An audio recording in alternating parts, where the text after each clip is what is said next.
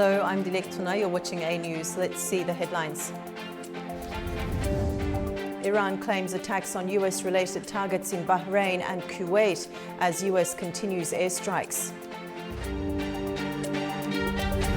Trump slams Canada over wildfires, threatens tariffs as smoke hits Washington. And Andy Burnham takes over as leader of the UK Labour Party, days before becoming Prime Minister.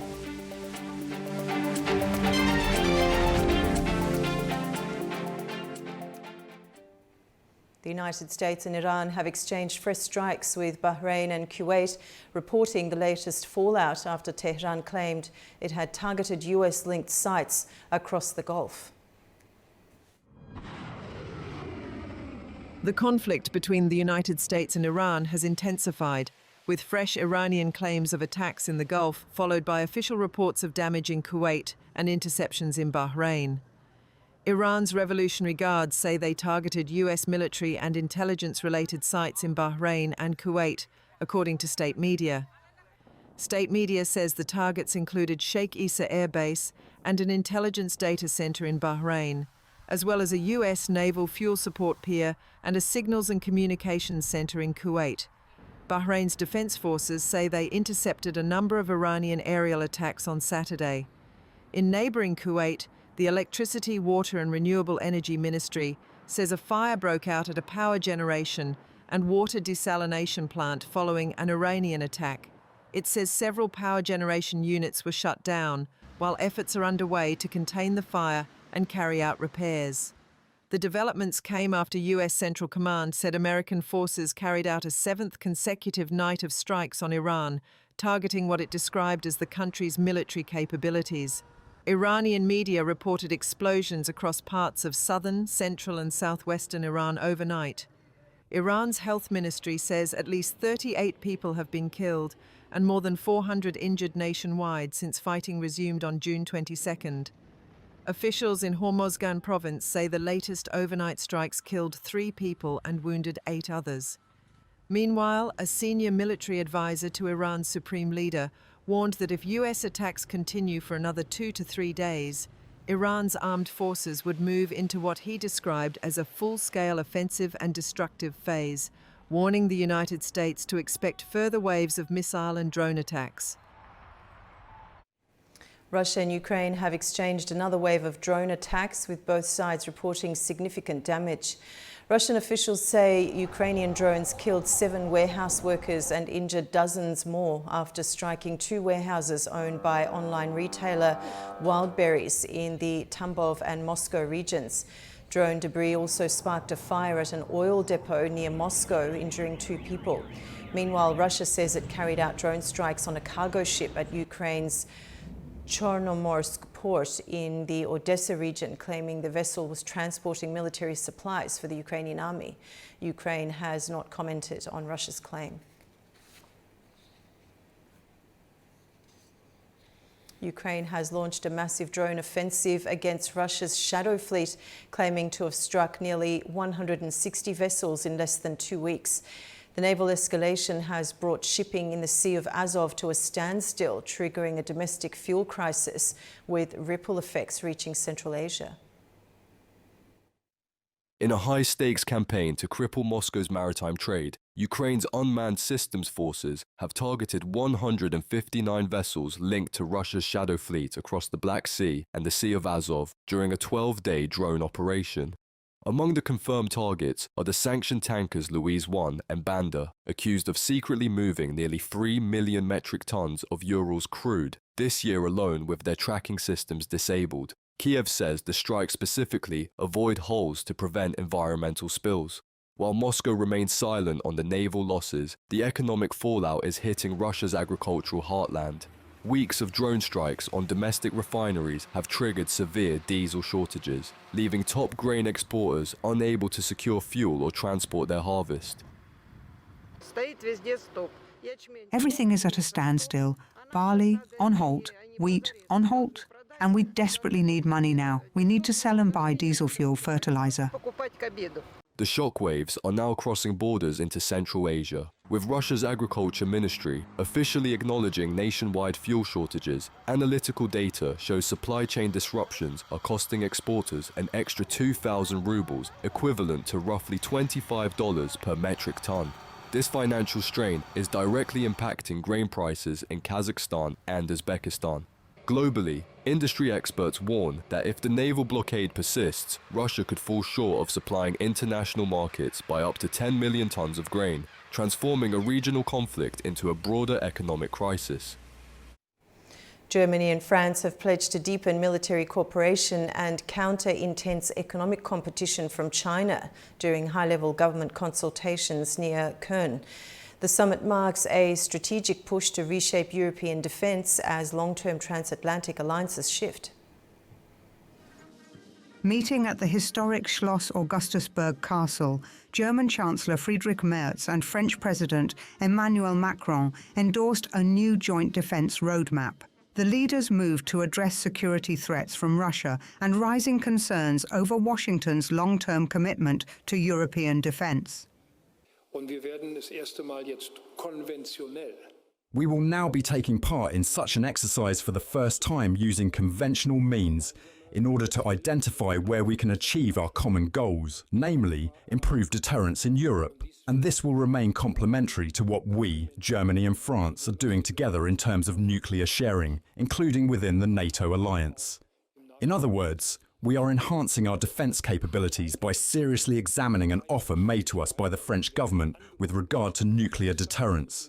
We are proceeding step by step here, and it may well be that this will result in a new doctrine. While Merz stressed that this nuclear dialogue would complement NATO, President Macron sharply clarified that the initiative does not involve Germany co-financing France's independent nuclear arsenal. The summit then pivoted to the economy, with both leaders slamming Beijing's market distortions and industrial subsidies that now stand 8 times higher than Western averages. This means we really need to re-engage in a strategic dialogue with China, we Europeans, because right now, the renminbi's relationship with the euro is unsustainable and does not reflect the terms of trade. There cannot be such a massive trade surplus on their side. With the renminbi so undervalued against the euro, it is simply not sustainable. The high-level talks also aim to restore bilateral trust following the collapse of a joint fighter jet project earlier this year. Both nations vowed to present a unified industrial front in the coming months. In his first speech as party leader, Andy Burnham pledged to unite the Labour Party and devolve power from Westminster towards the regions of the UK. Zainab Farajzadeh reports. Andy Burnham has officially been confirmed as the new leader of the Labour Party. He succeeds Keir Starmer after securing overwhelming support from Labour MPs and affiliated trade unions. Before declaring the result, Home Secretary Shabana Mahmood announced that Burnham was the only candidate to meet the nominations threshold, receiving 379 nominations from Labour MPs and 23 nominations from affiliated organisations, including all 11 trade unions. In his first speech as leader, Burnham thanked Sir Keir Starmer for what he described as transforming Labour from its worst electoral defeat to its biggest victory, praising his record on reducing NHS waiting lists and restoring Britain's standing on the world stage. Looking ahead, Burnham said the party must recognise that politics has failed too many ordinary people and pledged to rebuild trust. He outlined 5 pledges for his leadership, creating what he called one Labour team, to end internal divisions, building a new style of politics, changing the party's political direction, leading for every part of the United Kingdom, and shifting power away from Westminster and Whitehall and into the hands of local communities. Burnham also sought to answer critics who say his focus has been too heavily centred on Greater Manchester. He insisted he would now be a leader for the North, the South, the East and the West, as well as Scotland, Wales and Northern Ireland, arguing that communities across the country face many of the same economic challenges. He also repeated his belief that Britain took a series of wrong turns during the 1980s, saying decades of centralized political power and privatization had left many communities with less control over housing, transport, and other essential services. Burnham has not yet named his top team, saying he wants it to reflect voices from across the Labour Party. Burnham also told supporters he was ready to lead the party, saying he knows what he believes, knows what he wants to do, and has a plan. He ended his speech by pledging to bring back hope as Labour's new leader. Zainab Farizadeh, News, Manchester, United Kingdom. Joining me now to further discuss challenges future UK Prime Minister will face, both on the international stage and domestically, is Alexander Seal, UK political correspondent from London. Alexander, welcome to the programme. Thank you. Now, Andy Burnham has said he intends to continue the work of Keir Starmer rather than embark on a dramatic change of course. Would you say that message of continuity is reassuring for allies? Or will there be pressure for him to quickly establish his own political identity? Well, he was elected leader yesterday, and so he's going to spend the weekend moving into Downing Street. As your correspondent said earlier, he called it Labour's last chance to change and vowed to end the party's infighting. Saying we won't beat Britain's new right if we are consumed by infighting. He also talked about hope, and it is interesting to note that people are already comparing it to Tony Blair's 1997 campaign.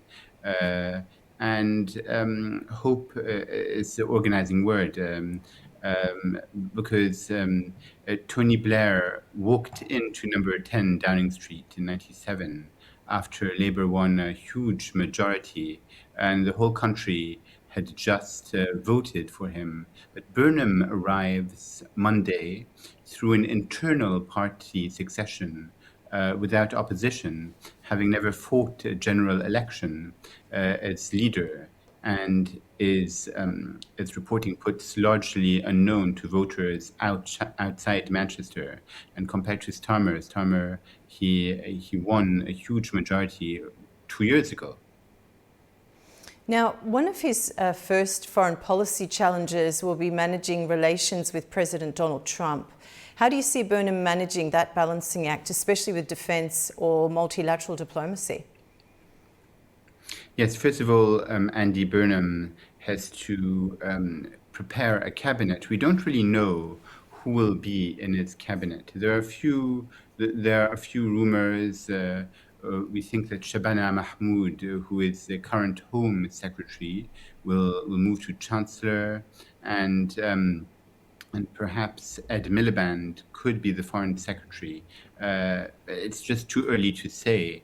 And of course, Andy Burnham will have to deal with Donald Trump, but not only Trump, he has to deal with Europe, have a new relationship with the UK and EU. As you know, the EU-UK summit that was due to take place on the 22nd of July has been postponed to a later date. So we'll have to check what Burnham will do with Europe. But he said just before that he would like to see the UK rejoin the EU in his lifetime.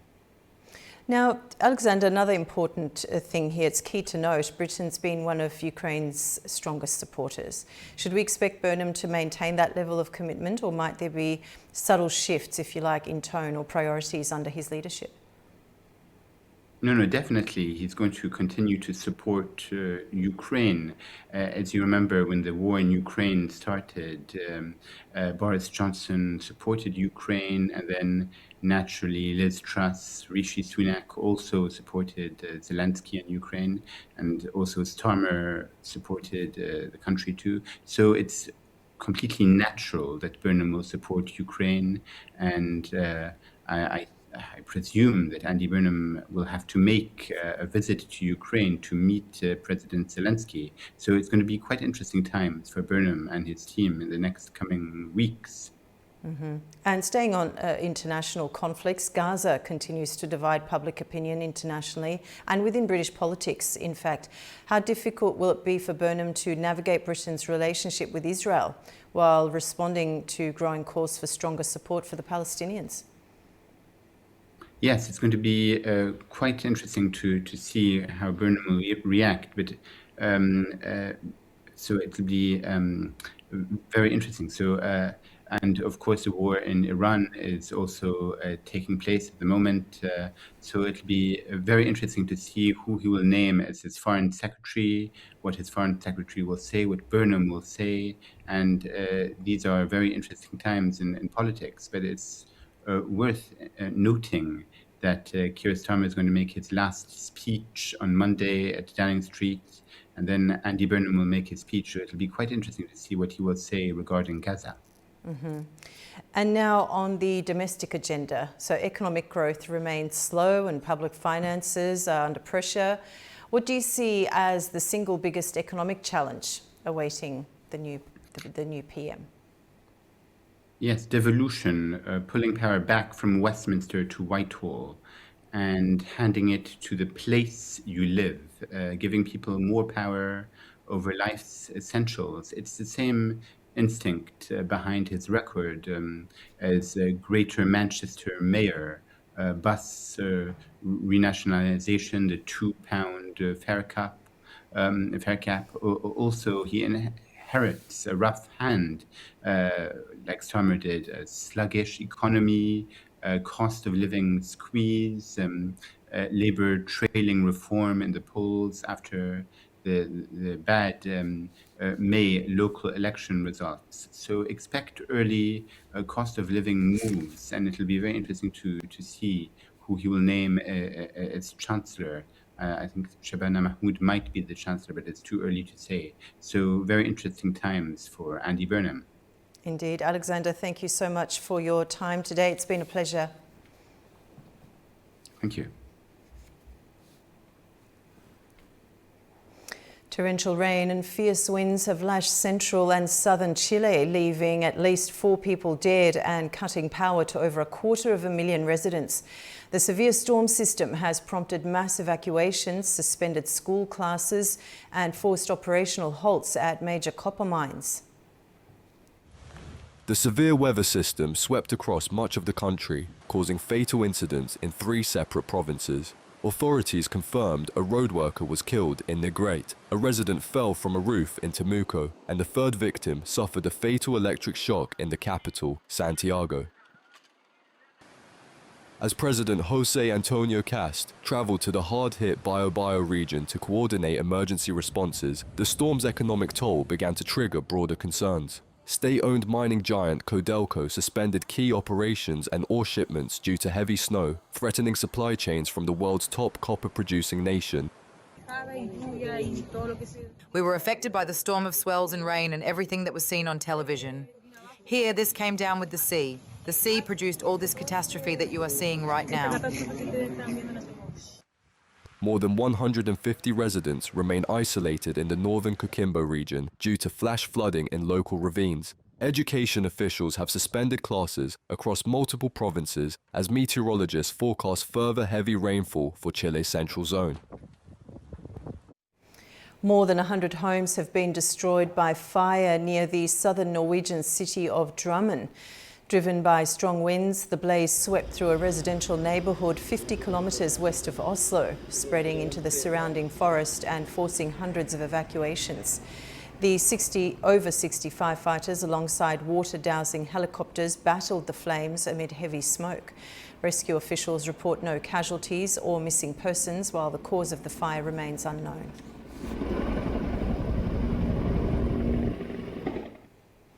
Canadian wildfires are no longer just a Canadian emergency. They're affecting millions across the United States. As smoke continues to spread, US President Donald Trump said the cost of what he called the pollution should be added to tariffs already imposed on Canada. Here's more. Firefighting helicopters flew over towering smoke plumes in southwestern Canada as crews battled fast-moving wildfires near Pemberton, British Columbia. Hot and dry weather continues to fuel fires across Western Canada.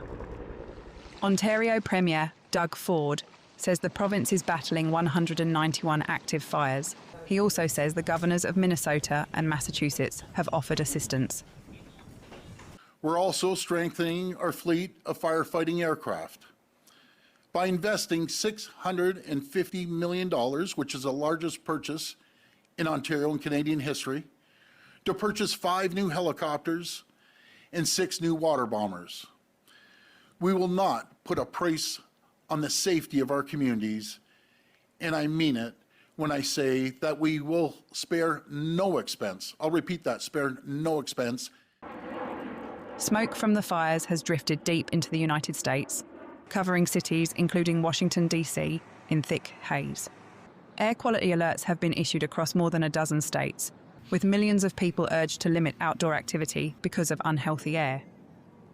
It's just the heat and it's just gotten so bad. So I mean, climate change, it's not something I don't think anybody can deny at this point. I think we're really behind the 8 ball because people didn't believe it for so long, and now, everything that they said is coming to fruition.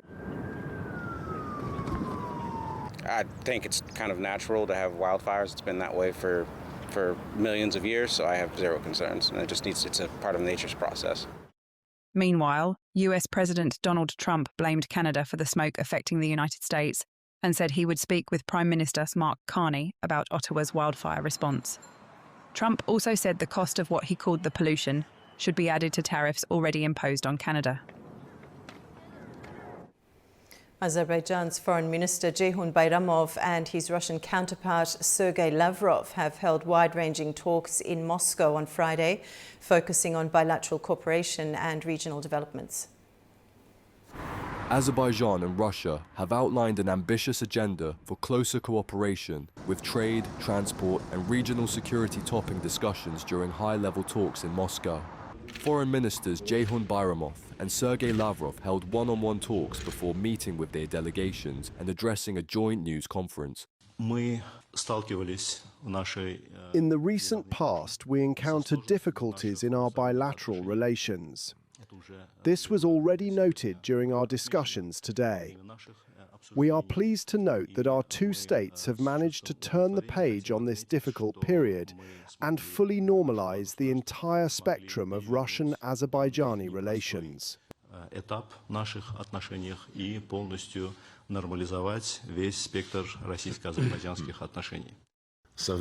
Lavrov said all issues related to the December 2024 Azov passenger plane crash had been resolved, referring to a joint statement issued by the two foreign ministries earlier this year. Economic cooperation featured prominently. Bilateral trade reached $4.9 billion in 2025, up 2.5%, while the ministers also reviewed progress on the international north-south transport corridor and transport links with Iran. On the South Caucasus, Bayramov said peace already exists de facto between Azerbaijan and Armenia and outlined the remaining steps towards a final peace agreement. Lavrov said Russia remains committed to supporting the normalization process between Baku and Yerevan. Russia consistently supports the efforts of Azerbaijan and Armenia to achieve a full and comprehensive normalization of relations based on the set of high-level trilateral agreements reached in 2020 and 2022. As before, Russia is ready to assist both Baku and Yerevan in unblocking transport and economic links and resolving humanitarian issues. The ministers also discussed the 3+3 regional platform, with Lavrov saying its next meeting could take place in either Baku or Yerevan. They concluded by addressing the falling level of the Caspian Sea, calling for coordinated action by the littoral states before exchanging views on the Middle East and the Russia-Ukraine conflict. Kazakhstan and China have signed more than 70 commercial agreements worth over $15 billion, including a major new port on the Caspian Sea. Fariza Kalimurzina reports from Almaty. Kazakhstan is set to significantly expand its transport capacity on the Caspian Sea, backed by a major new deal with China. The Guoyu Materials Group has signed an agreement with Kazakhstan to develop a new multifunctional port complex in Kuruk. The announcement came during President Kassym-Jomart Tokayev's walking visit to Shanghai, where he met with the company's chairman Yu Boyan.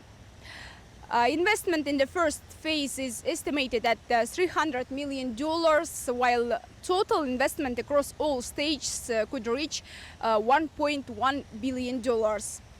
Construction is scheduled to begin in 2026, with the facility expected to become operational in 2 years.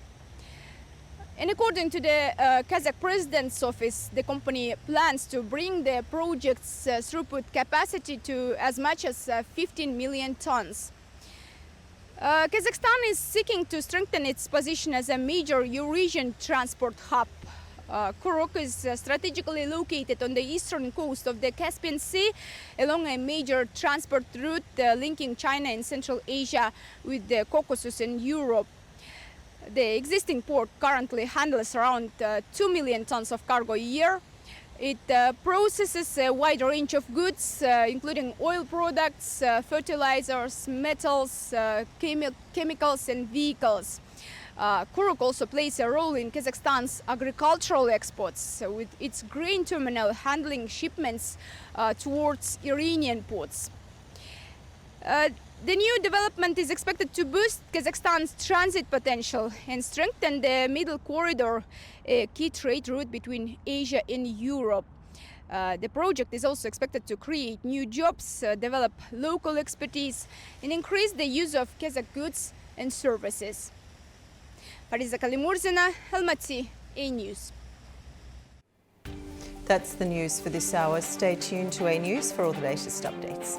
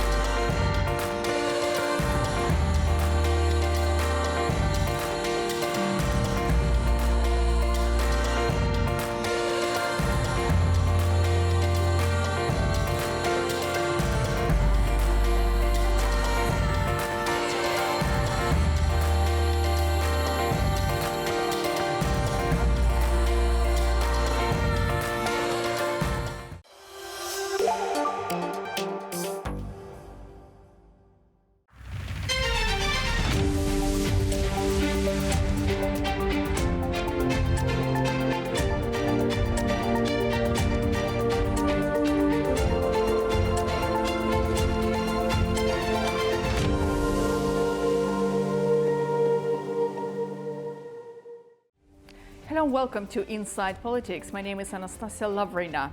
In an era when information has become as influential as diplomacy itself, the media plays an increasingly important role in shaping international narratives and public perception. This was the central focus of the 4th Shusha Global Media Forum, held under the theme "The Mission of Media in Promoting Peace, Restoring Truth and Rebuilding Trust," bringing together around 160 journalists, editors, policymakers and media experts from more than 50 countries. The forum served as a platform for discussions on the future of journalism, strategic communication and global affairs. During his extensive question-and-answer session with international media, President of Azerbaijan Ilham Aliyev addressed a wide range of issues, including regional security, global geopolitics and the legacy of colonialism. Responding to questions on the subject, he highlighted Azerbaijan's support for peoples living under colonial rule and emphasized the country's commitment to providing an international platform where these issues can be openly discussed. The discussion happened earlier last week in Baku at the international conference Media and Decolonization, Raising Voices, Amplifying Narratives, organized by the Baku Initiative Group. The conference brought together journalists, policymakers and representatives of civil society to examine the role of media in challenging colonial narratives, amplifying underrepresented voices and fostering dialogue on decolonization. Joining us today is one of the participants in both events, Alston Lawrence, Secretary of the One St. Martin Association, former government advisor, journalist and active member of Baku Initiative Group. Today we will discuss the role of media in decolonization process, the challenges facing non-self-governing territories and the importance of international dialogue in ensuring that underrepresented voices are heard.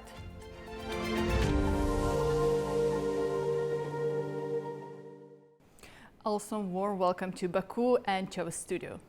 Thank you so much for having me. It's an honor to be here, and definitely I love the hospitality of the people of Azerbaijan. I've had a great time here so far. Thank you very much. It's a great honor for us to host you today on Inside Politics. You were an active participant of two important conferences which took place last and this week.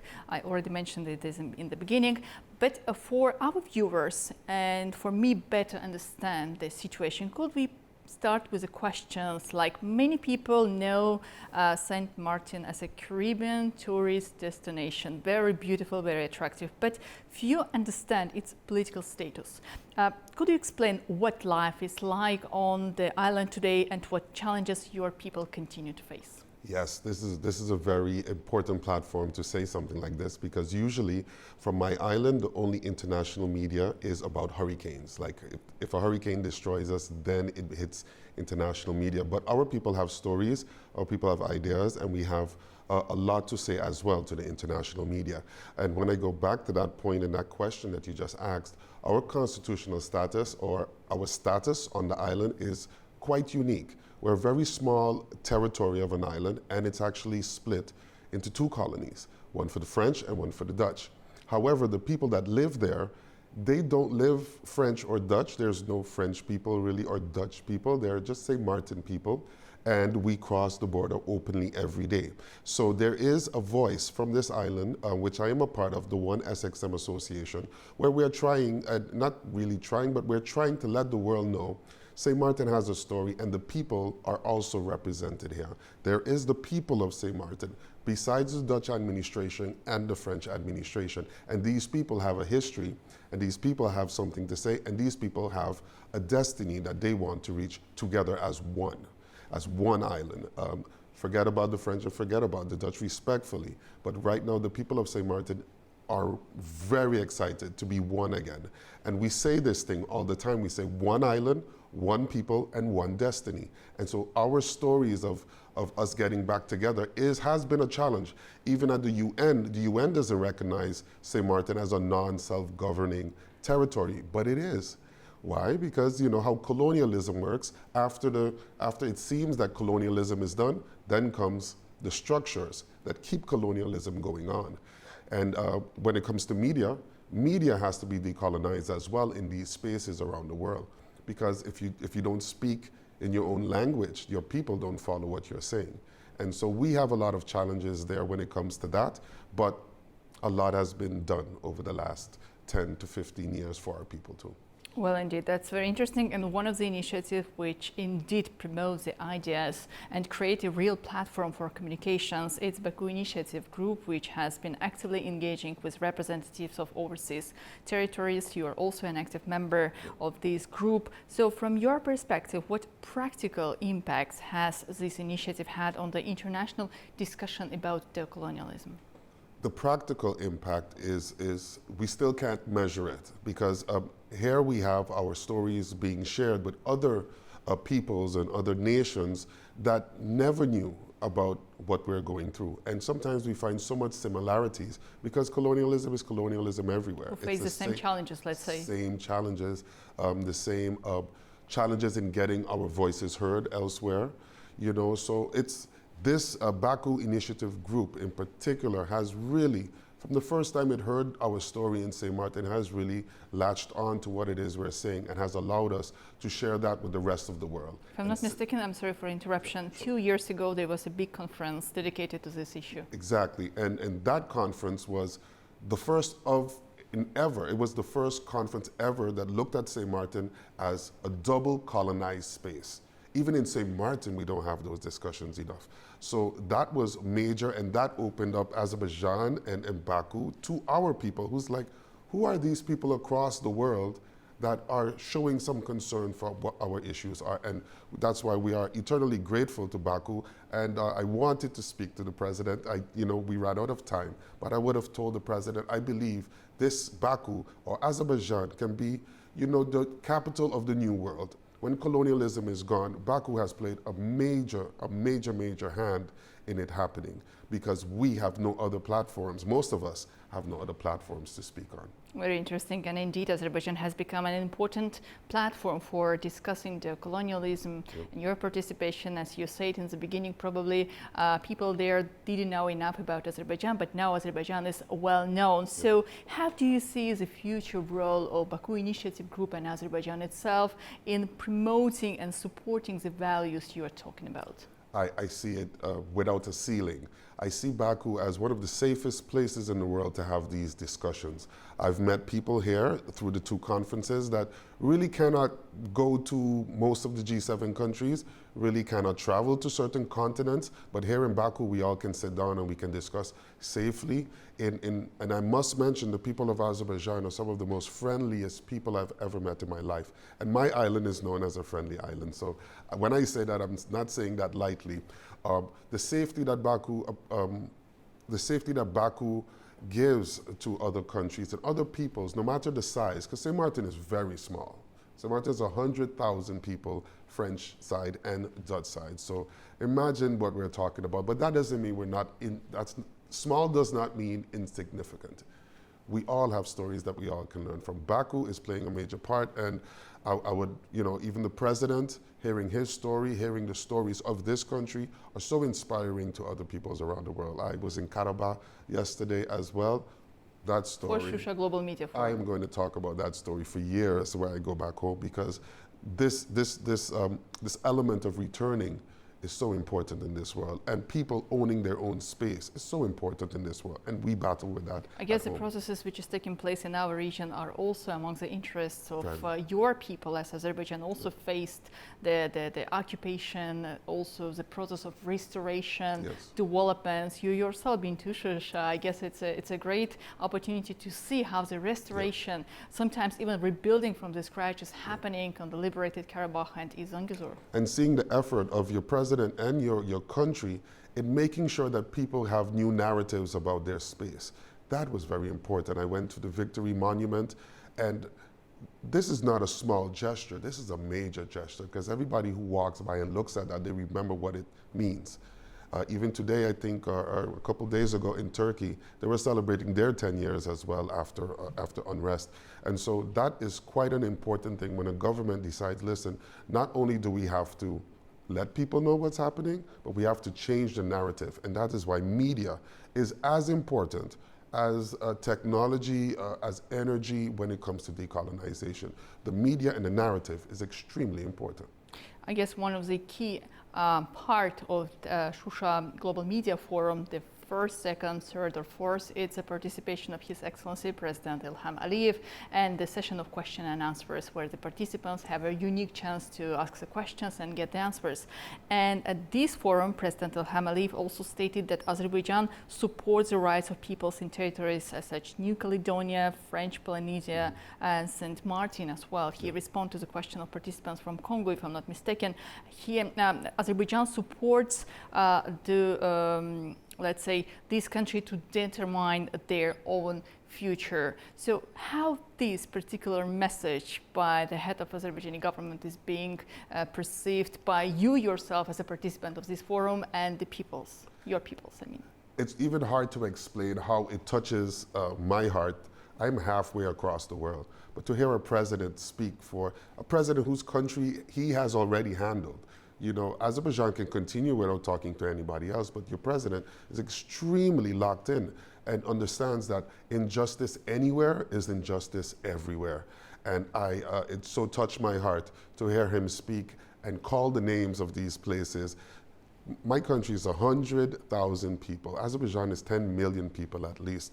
And your president, one part that really stood out to me is he's always strategic. And he speaks of his country and his people as with their strategic partners. And when you have a strategy, it's because you're going somewhere. And he wants the world to go somewhere. I think Azerbaijan is doing a great job of letting the world know, like, you know, it doesn't have to continue some of the bad things in the world. We can be more diplomatic, we can figure things out, and people deserve self-determination. Well, coming back to the historical part, St. Martin has remained divided between France and the Netherlands since the Treaty of Concordia, if I'm not mistaken. Treaty of Concordia in 1648. Yeah. But why does France, let's say, continue to resist calls for greater autonomy or independence from some of its overseas territories, despite its calls for the human rights, democracy, determinations, the principle of self-determination? What is the core reason for that? Yeah, the French Republic is also going through a lot of unrest now with some of its former colonies because, again, even in Africa right now, France-Afrique, it's a major thing for France. Even though these countries have been independent since the 60s, France is still very much tied in to their economy and their money, and now that these countries are standing up and saying, you know, no, we're good, we're going to continue on our own, you see it's affecting the French Republic. St. Martin is very small. Guadeloupe and Martinique are very close to St. Martin as well. Bigger societies, the same problems. You know, it's very hard to manage a country halfway across the world anymore. And to have equality, because French, you know, the French and the Dutch, they really talk a lot about equality. And equality means if this piece of land is this developed, then that piece of land needs to be that developed as well. And in the Caribbean, we suffer from underdevelopment. We still have 20 colonies in the Caribbean, all underdeveloped. And that is our issue now in the world, because when the rest of the world moves on and develops, it looks back at the rest underdeveloped and says, you need to get this fixed. You know, we're on solar energy now. Why are you burning fossil fuels? Forgetting who brought this to our countries. So France in particular, and in St. Martin we have a lot of movements. Guadeloupe, Martinique, they have their own movements as well for their own nationalism. We are too far to be governed from 6,000 miles away. And these movements, again, sorry for interruptions, these movements, and specifically what we see today in Africa, some of the African countries, their dissatisfaction, it's taking more active role within the last 5 or 6 years, specifically when President Emmanuel Macron came to power. So probably the decisions which is being taken by the French government, their attitude to the former colonies, and let's say their willingness to continue its neo-colonialism policy in the 21st century. That's a key reason why so many countries express their dissatisfaction. It is that, especially that. And it's also because we're in a different world when it comes to media. We have TikTok, we have social media. And so this new generation, they're going to show everybody what they can. A young person in St. Martin, maybe 20,000 miles from here, can go viral and everybody in the world see what they're saying. So us as media, us in media, we need to be very responsible in what we are doing and what we are putting out as well. France is seeing this and it's becoming attainable. It's becoming unmanageable, basically, if all of Africa turns around and says, hey, why are we still French? Why? You know, we can do it our own. And that shows how long it takes people's minds to change after colonialism, because all of Africa, almost all of Africa is independent already, but there's still, the mind is still stuck in the location it was at that time. So sometimes it takes a new generation to come up and just look at the world differently. And I think that is what's happening in the French Republic right now. I think one additional point is that France is willing to intervene into the domestic issues of some other countries. That's why sometimes we do have some difficulties in the bilateral relations between France and Azerbaijan as well. And we also know that French officials have criticized initiatives such as Baku Initiative Group, arguing that they interference the France internal affairs. So being an active participant of Baku Initiative Group, attending the forums here in Azerbaijan, how do you respond to that criticism?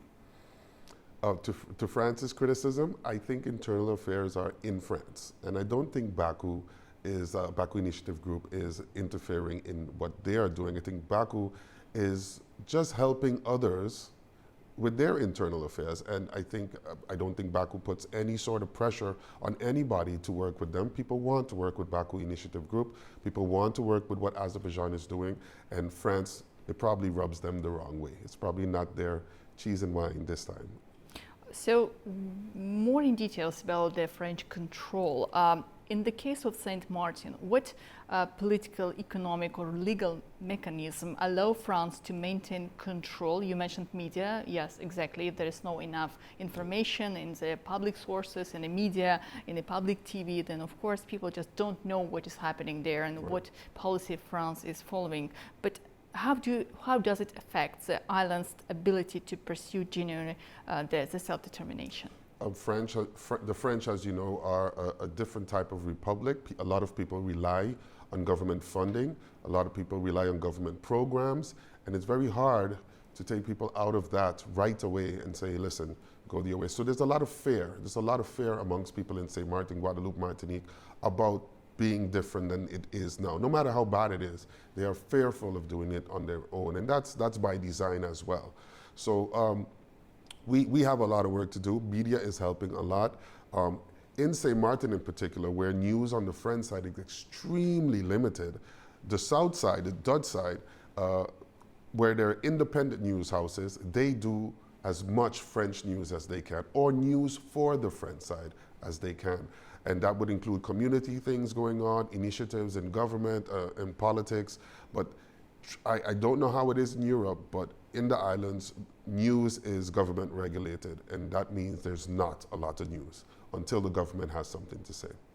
So a bit broader question. In your view, what are the biggest misconceptions, let's say, the international community has about the colonialism today?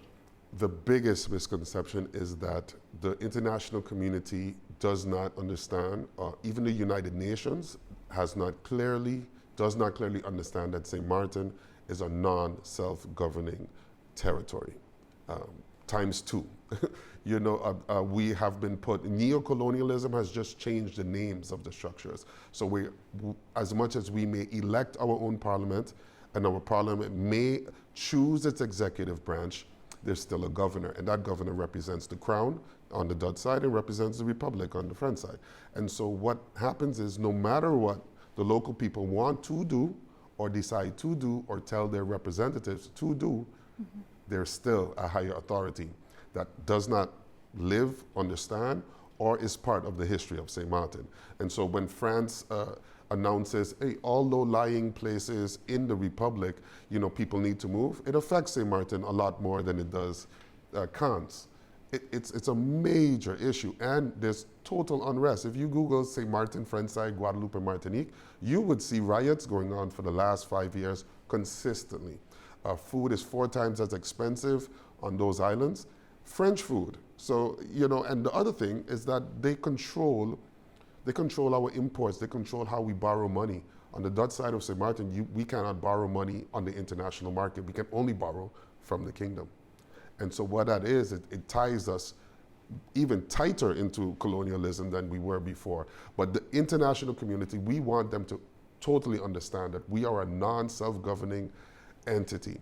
No matter what name they put on it, as long as you do not see us standing in the Olympics or standing at the UN with our own badge, we are not independent. We are still a colony. The names have changed, but we are still a colony. Yeah, specifically from economic dependence, it affects a lot the country's independence, self-governance, and etc. So once you are back to your country, once you have these intentions to move forward, you had a brilliant discussions, I'm more than sure, here in Azerbaijan with other participants, including those who came from France. And even we know that some members of the Baku Initiative group, they face pressure and challenges once they are back to their country. So what about your future plans? What you're keen to do? How exactly to work, communicate, even with the media community, let's say, to work together on the promotions of the initiative you have? I think one thing that this trip has brought up is that perhaps we need an international platform for everybody in the global south, for all the colonies in the world, for all the people. The platform, sorry, you mean like Baku Initiative Group is here to be established in some other countries as well, or? No, I mean Baku Initiative Group might be really good for them to create a media platform where all of the different media partners in these different spaces can send content, so we all can see everybody's content. Basically what happens here at the conference, that it can happen consistently with media moving forward. And I spoke to the head of Baku Initiative Group about it,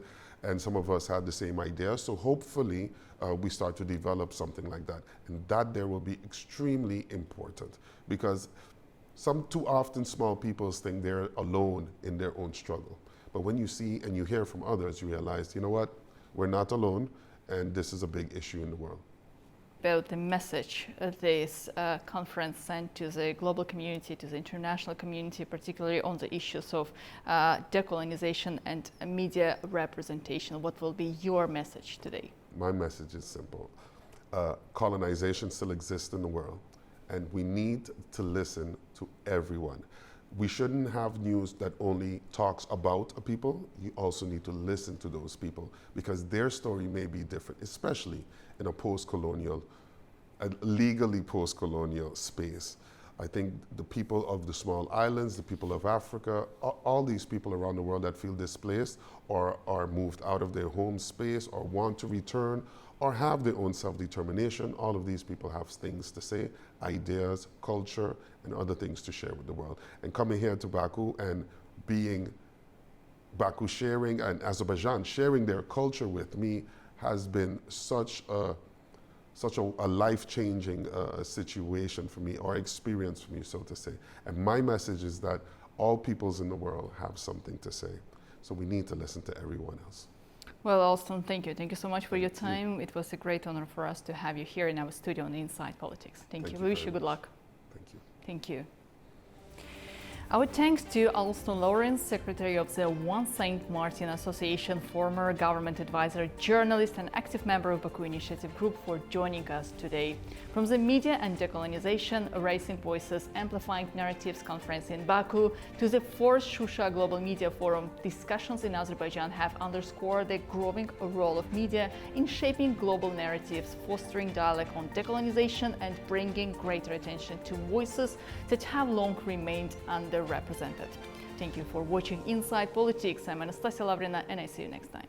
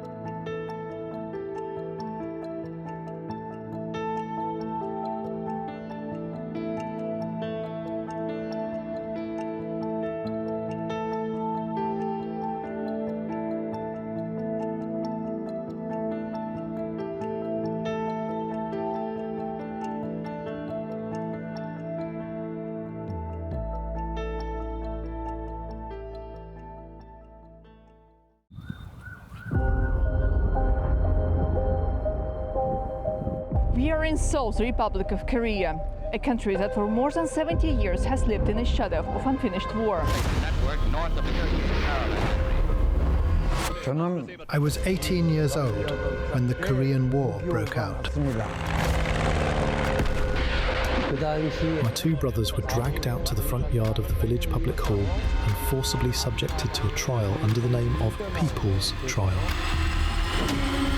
The military demarcation line, created after the Korean War, became a massive wall, preventing separated families from meeting. Less than a kilometer away lies North Korea. 지금 우리 무장력은 그 어떤 위기에도 대응할 철저한 준비가 되어 있으며 Подписанный сегодня договор предусматривает в том числе оказание взаимной помощи в случае агрессии против одного из участников. Russian-Ukraine war now is connected with North Korean participation in Russian army. The complete denuclearization of the Korean Peninsula is the only outcome that we will find acceptable. If the U.S. persists in such hostile policy towards the DPRK, there will never be denuclearization of the Korean Peninsula.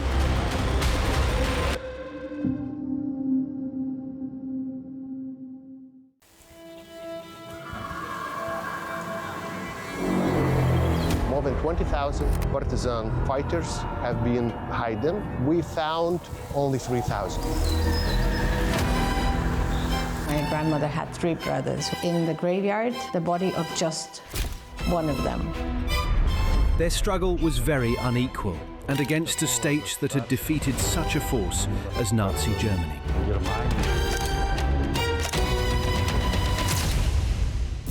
A lot of resistant fighters in the beginning of Soviet occupation actually would end up here, if not killed somewhere in the woods. She was arrested at her home. Her 7-year-old daughter ran to her and screamed, "Mom, please take me with you." This record having the names of the individuals who were placed in the list of deportations. I was born in Kengia, in a labor camp. My mother was a partisan liaison. The first years were extremely difficult, of course. Poverty, hunger. The temperature sometimes dropped to -50 degrees. The train stations, like the one behind me, once said goodbyes to thousands of people carried from across the Baltic states toward Siberia.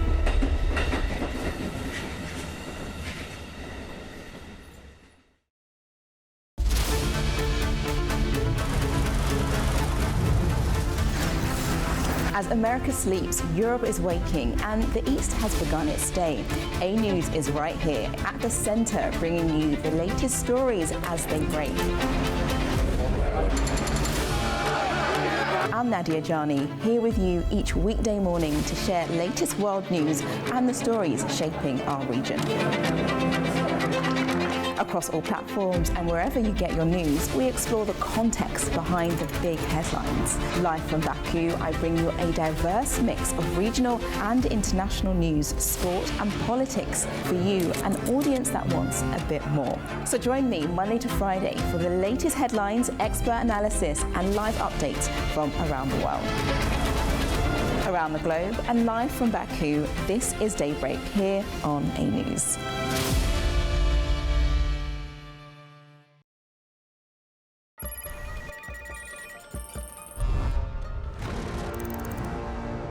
On World Business, we meet the boardroom leaders making market-moving decisions.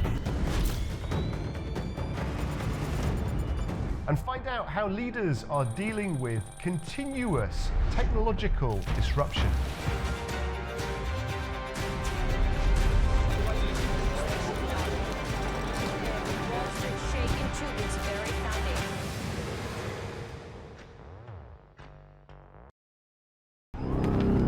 Welcome to A News, unfiltered news and analysis from the region and beyond.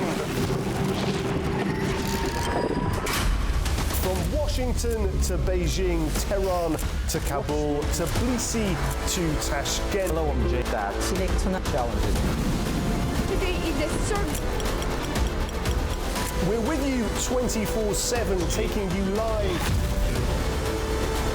to the front lines of the day's biggest stories. Welcome to Gabala. I'm here. Azerbaijan and Armenia.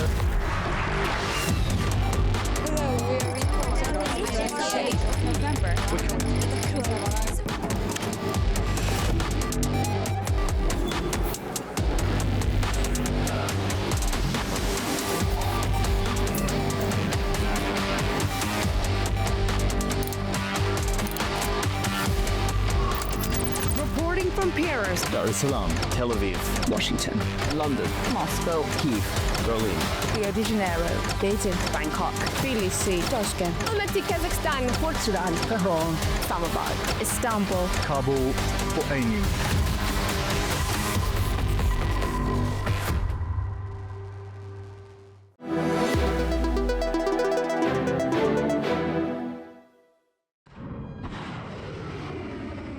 The conflict between the United States and Iran has intensified, with fresh Iranian claims of attacks in the Gulf, followed by official reports of damage in Kuwait and interceptions in Bahrain. Iran's Revolutionary Guards say they targeted US military and intelligence-related sites in Bahrain and Kuwait, according to state media. State media says the targets included Sheikh Issa Air Base and an intelligence data center in Bahrain, as well as a US naval fuel support pier and a signals and communications center in Kuwait. Bahrain's defense forces say they intercepted a number of Iranian aerial attacks on Saturday. In neighboring Kuwait, the Electricity, Water and Renewable Energy Ministry says a fire broke out at a power generation and water desalination plant following an Iranian attack. It says several power generation units were shut down, while efforts are underway to contain the fire and carry out repairs. The developments came after US Central Command said American forces carried out a 7th consecutive night of strikes on Iran, targeting what it described as the country's military capabilities. Iranian media reported explosions across parts of southern, central and southwestern Iran overnight. Iran's health ministry says at least 38 people have been killed and more than 400 injured nationwide since fighting resumed on June 22nd. Officials in Hormozgan province say the latest overnight strikes killed 3 people and wounded 8 others. Meanwhile, a senior military advisor to Iran's supreme leader warned that if US attacks continue for another 2 to 3 days, Iran's armed forces would move into what he described as a full-scale offensive and destructive phase, warning the United States to expect further waves of missile and drone attacks. Russia and Ukraine have exchanged another wave of drone attacks, with both sides reporting significant damage. Russian officials say Ukrainian drones killed 7 warehouse workers and injured dozens more after striking 2 warehouses owned by online retailer Wildberries in the Tambov and Moscow regions. Drone debris also sparked a fire at an oil depot near Moscow, injuring 2 people. Meanwhile, Russia says it carried out drone strikes on a cargo ship at Ukraine's Chornomorsk port in the Odessa region, claiming the vessel was transporting military supplies for the Ukrainian army. Ukraine has not commented on Russia's claim. In a high-stakes campaign to cripple Moscow's maritime trade, Ukraine's unmanned systems forces have targeted 159 vessels linked to Russia's shadow fleet across the Black Sea and the Sea of Azov during a 12-day drone operation. Among the confirmed targets are the sanctioned tankers Louise 1 and Banda, accused of secretly moving nearly 3 million metric tons of Urals crude this year alone with their tracking systems disabled. Kiev says the strikes specifically avoid hulls to prevent environmental spills. While Moscow remains silent on the naval losses, the economic fallout is hitting Russia's